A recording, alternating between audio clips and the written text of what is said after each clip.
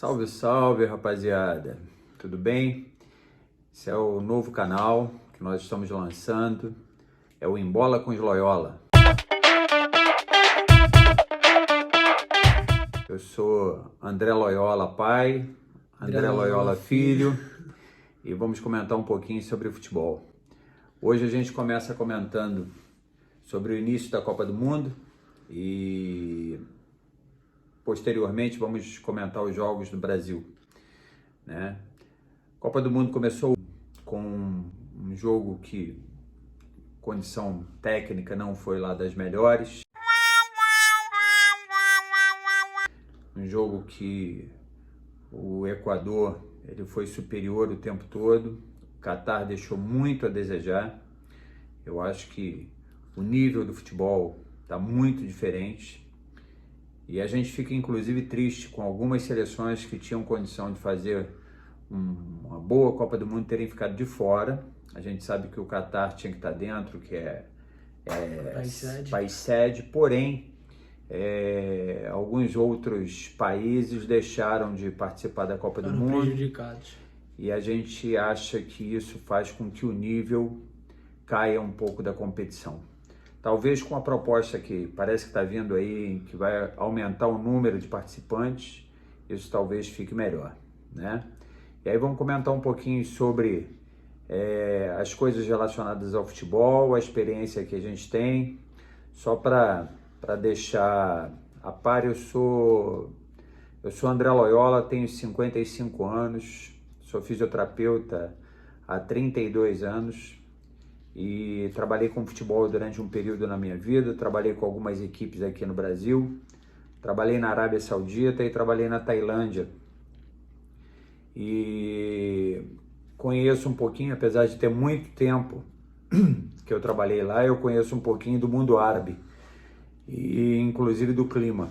Sei que os jogadores vão sofrer um pouquinho, mesmo estando lá agora no inverno, né? Se eu não me engano é inverno lá, né? Fizeram para diminuir um pouco o calor. Mesmo assim, a coisa lá é complicada. O clima é seco demais. E você não transpira da maneira que você transpira em outros lugares. São até a imagem da seleção inglesa, os caras com aquele vaporizador. Isso, porque a coisa lá é realmente muito complicada. Então vamos lá, o que você achou? O que você conseguiu identificar? Jogo, muita força e os caras querendo muito correr e pouco tocar a bola, que é o principal, né? Tem que tocar até chegar no gol. A condição técnica, de um modo geral, de alguns países, a gente ali no mundo árabe, a gente sabe que a Arábia Saudita talvez seja o país que mais andou, mas nós temos tanto da Ásia quanto na África, fazendo parte ali do deserto do Saara, porque o deserto na verdade é uma faixa em que ele pega um pedaço da África, um pedaço da Ásia. A gente tem boas seleções, mas o Catar eu acho que foi privilegiada em função realmente de ser o país sede. Eu acho que está muito longe do nível que a gente espera numa competição como essa daí. Chegaram a ganhar até a Copa da Ásia, meteu 3-1 no Japão, mas também não surpreendeu, assim, deixou a desejar muito do que se esperava dos outros jogos na estreia deles. Vamos torcer que o time não tenha se encontrado hoje e que, até por ser uma estreia, nunca participou de Copa do Mundo, isso tenha deixado os jogadores com a perna pesada, né? Estavam jogando com duas calça jeans molhada. Voltando a falar aí sobre o jogo, eu voltei a falar com meu pai sobre o Ener Valencia, né, que é o grande nome da seleção do Equador. Conheço ele um pouco por causa do FIFA, mas também já vi alguns jogos do Equador. Não acompanho o Equador, mas já vi alguns jogos, principalmente contra a nossa seleção, mas já vi também contra as outras seleções, né, na Copa América e nas eliminatórias. Uma seleção que é um nível bem abaixo do Brasil, mas é arrumada e os jogadores são fortes, bem fisicamente. São jogadores muito rápidos e toda a jogada deles é sempre trabalhada para achar o Valência de frente pro gol. Hoje a gente viu que o cara deixou 3, um impedido, mas deixou 3. Mesmo assim, é complicado você ver um atacante fazer tanto gol assim numa estreia de Copa do Mundo, que é onde normalmente a seleção tá mais preocupada em não tomar gol, em errar pouco. O cara foi lá e sentou logo 3. Aí a gente já começa a ver as surpresas da Copa, né? O que a gente acha, o que a gente não acha. Que é um centroavante que provavelmente muita gente não conhece. Quem não acompanha muito futebol não vai conhecer ele. Mas é um cara que surpreendeu hoje e é o maior artilheiro, se eu não me engano, da seleção do Equador e vem surpreendendo aí. É o cara com mais gols em Copas do Mundo pelo Equador. É um cara, um bom atacante aí. É o diferencial no esquema do treinador dele, qual ele é o capitão e é vamos dizer, o dono da equipe. É o cara que as bolas são trabalhadas para achar ele numa situação que ele possa decidir o jogo para o Equador. Foi o que aconteceu hoje. Ele um jogador extremamente hábil, rápido, tem faro de gol realmente e se posiciona bem, tem bom domínio de bola, um jogador que antevê a situação, antevê a jogada. Ajeita o corpo antes para bater. Gostei muito. Agora, uma coisa que me preocupou, ele no primeiro tempo, eu achei até que ele não fosse voltar para o segundo, ele, na ânsia de roubar uma bola, ele sofreu uma lesão e fez uma hiperextensão do joelho. E vamos torcer para que nada de mal tenha acontecido, até porque ele voltou, jogou o segundo tempo quase todo, né?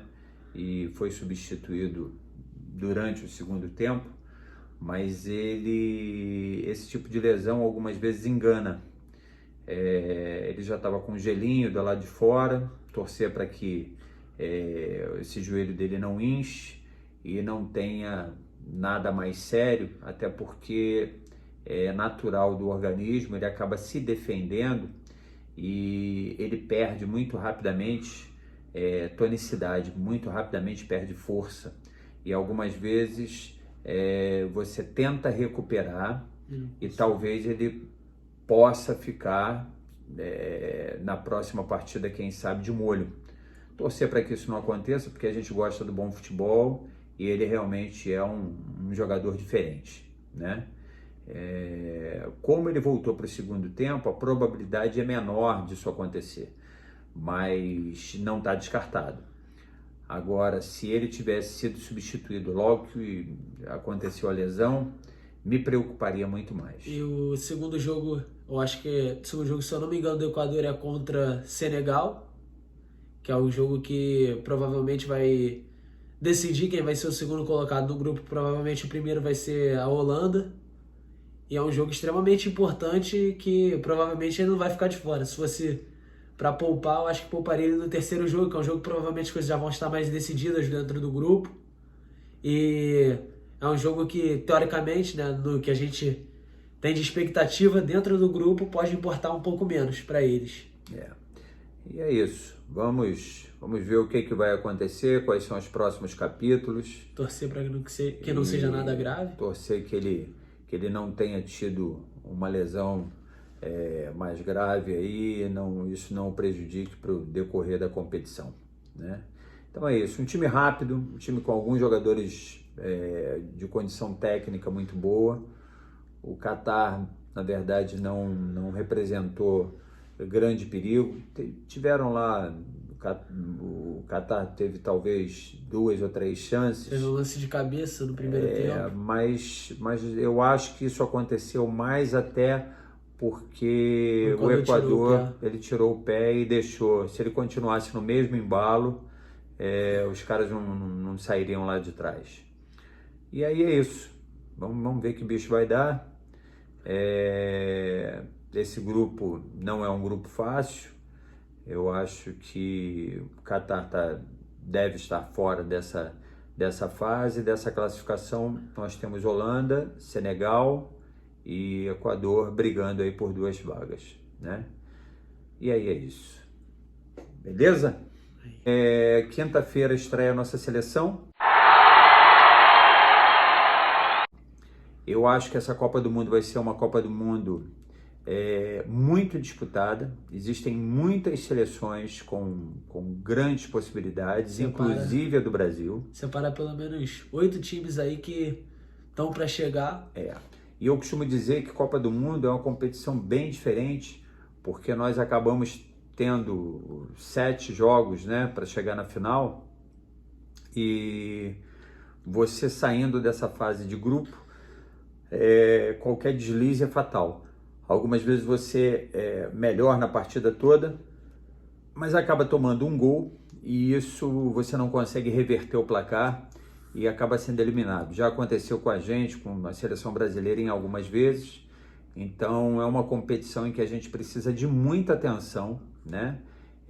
A gente costuma dizer que quem erra menos acaba sendo campeão e nem sempre vale a pena a gente ir com tudo e acabar deixando exposto e acabar sofrendo isso daí. Nem sempre tem que ser a melhor seleção, tem que ser a seleção mais consistente, que vai menos errar. É isso aí. E futebol é apaixonante justamente por isso. Nem sempre o melhor ganha, né? Dificilmente isso acontece com alguns outros esportes, mas o futebol é muito comum. Tem um time que dá 50 chutes no gol, acerta a trave 15 vezes e o outro vai lá, dá um chute, acerta e termina o jogo 1-0. O que a gente vê muito é no Carioca. Time pequeno às vezes chega, o time grande lá só tocando a bola de um lado para o outro, no final do jogo é 1-0 o time grande.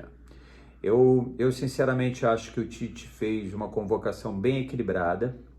Eu discordo de um ou outro jogador ali que eu, se fosse o treinador, chamaria de maneira diferente, mas eu acho que no geral foi muito equilibrada, inclusive o Tite foi muito coerente na convocação em função de todos os testes que ele fez com os jogadores esse tempo todo que ele está na direção aí, né, do nosso time. Então eu acredito que nós façamos uma boa competição. Estou levando muita fé no Brasil e ansioso pela estreia aí na quinta-feira, e provavelmente na sexta-feira deve sair um outro vídeo com comentário sobre o jogo da seleção brasileira, né? Existem alguns boatos aí, eu não sei o que realmente é verdade ou o que não é, em que talvez o Tite entrasse com 3 atacantes enfiados, trouxesse o Neymar para o meio-campo.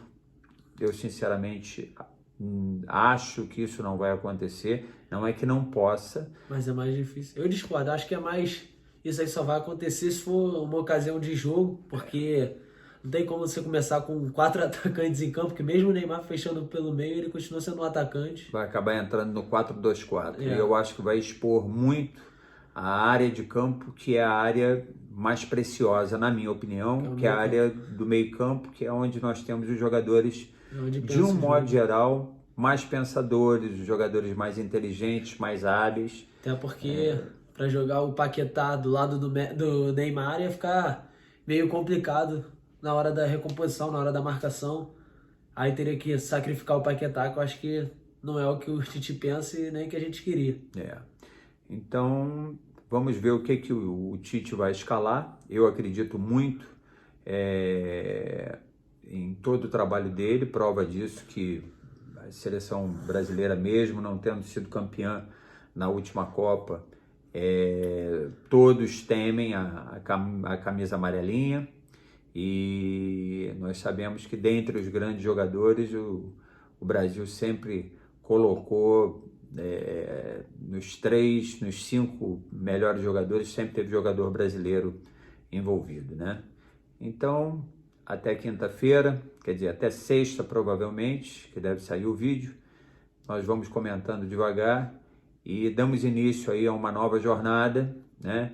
Eu, como falei, eu sou fisioterapeuta há 32 anos, trabalho com acupuntura, trabalhei um bom período com futebol. Andrezinho está cursando aí a faculdade de fisioterapia. Para o 7º período. Mas também jogou futebol até sub-20, assim como eu. e a gente vive isso o tempo todo, a gente gosta demais do futebol e a gente acaba discutindo muito isso dentro de casa.